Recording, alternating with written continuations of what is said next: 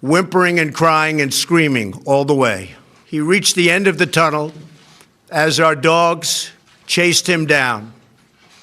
Baghdadi and the losers who worked for him, and losers they are, they had no idea what they were getting into. In some cases, they were very frightened puppies. Baghdadi was vicious and violent, and he died in a vicious and violent way as a coward, running and crying. He died like a dog. He died like a coward. The world is now a much safer place. They call it a closed-end tunnel. Not a good place to be. Many of his people were killed, and we'll announce the exact number over the next 24 hours. But many were killed. We lost nobody. Think of that. It's incredible. Washington is a leaking machine, and I told my people we will not notify them until our great people are out.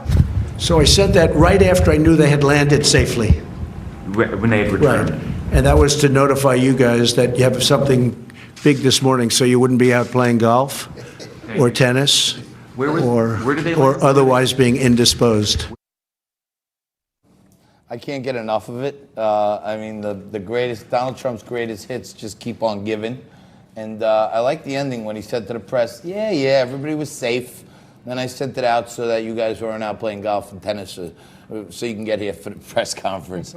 I can't help it, Josh, but I loved when he said, the end of a tunnel, not a good place. Not a good place. Yeah. Good place for us. That is a good place for us. And now you got, if you ask me, somebody dropped a load in their pants yesterday. That's Ayman al-Zawahiri, who was the #2 most wanted man in the world and the leader of Al-Qaeda.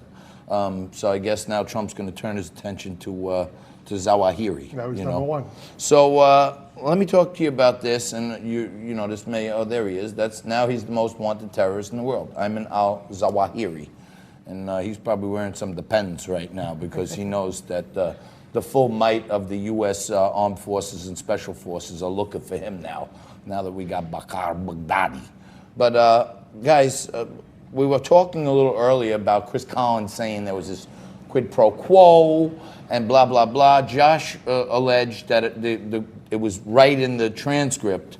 What do you think, Robert? You know what this is, John? Remember when you were a kid, you had this toy, it was like a telescope, and you twisted it, and a prism, and the kaleidoscope. There you go. That's exactly what this is. You can twist it, and you can see, if you want to see, quid pro quo, but the fact of the matter is that when you're a president of a nation, addressing the new president of a newly elected president of an allied nation, asking for assistance in an investigation to see if there was criminal activity or certainly unethical activity conducted by another American politician and members of his family, that's not a quid pro quo. And there was never anything alleged in that transcript or any of the testimony since, other than opinion, that says that there was. Plus, you got to have the quo for there to be a quid pro quo. And they never knew, and they've admitted. They said, we had no idea that the aid was being held up, and it was released before they even knew what was going on. Think, Josh? Well, I just have to dispute several facts along Several the way. facts are going to I be guess I'll work right now. I'll work backwards since Let's the work last one backwards. you just said. The New He's York gonna Times. moonwalk it. Well, exactly. The New York Times and the Washington Post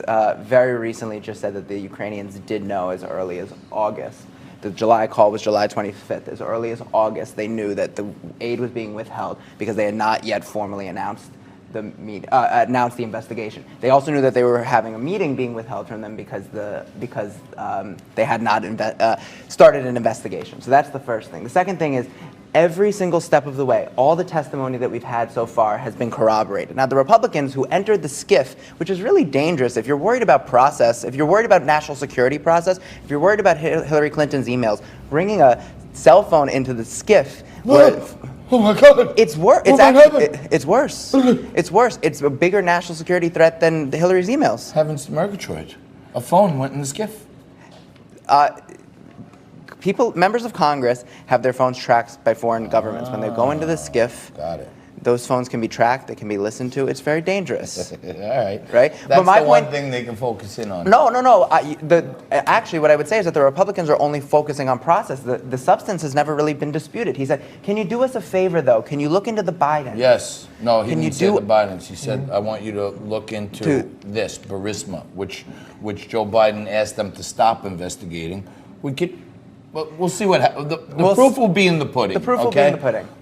Before we get out of this segment, let's, Robert, toast to our good friend Josh. Yes. And on your joining the race, being Thank you. officially Good luck in your declared city council candidate. We bring on the guests who know where the rubber meets the road, and whether they're Democrats or Republicans, they're real people. We give you real talk. We give you thoughtful conversation. And in New York, as a Republican, you have, unless you live in Staten Island, you have no shot.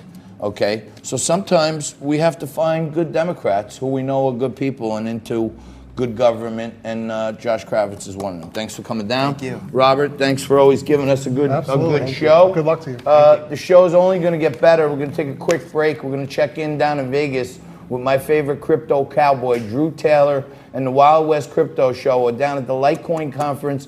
Bitcoin through the roof, up 25% in the last week. Our people are on the ground with all the experts you want to know about. Coming up right after this, a little report from the Crypto Conference in Vegas with Drew Taylor. You're watching Liquid Lunch. Back in a minute.